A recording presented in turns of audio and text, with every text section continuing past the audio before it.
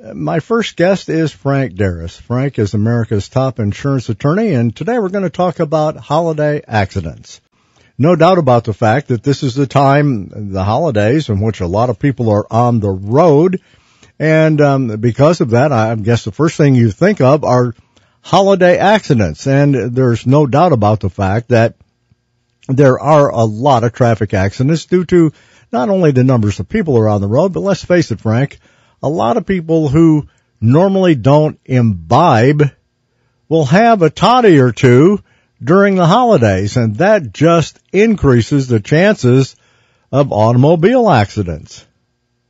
You know, it starts really at the office, and amazingly, there was a case here in California a couple of weeks ago that actually held an employer responsible for an employee's drinking, but it was really an unusual set of facts. The employee goes to the company Christmas party.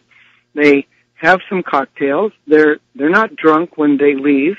The two employees leave together. They drive home about 15 miles. No problem. They don't get stopped. They're not weaving. They get to one of the employees' house, and about 30 minutes later, the one employee decides to take the other employee home, and sure enough, an accident occurs, and the employer here in California is held liable for a massive judgment.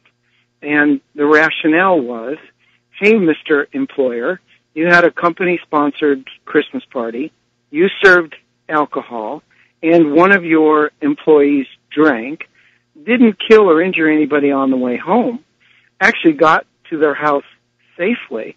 And this real surprising part for us out here was, you got that 30-minute gap at the employee's house. In other words, they reached the destination and then decided to go on further, and about an hour and a half after he leaves the employee party, obviously he had drank a few, so he had a rising blood alcohol, and the employer is held responsible. So heads up, everybody.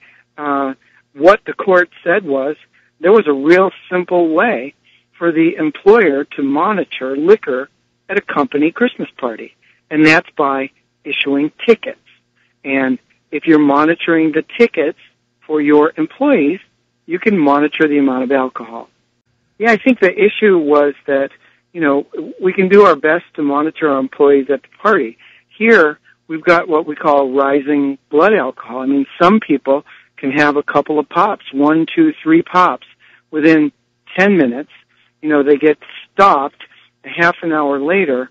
They're not at the legal limit of 0.10 or 0.08 because their blood alcohol hasn't risen yet.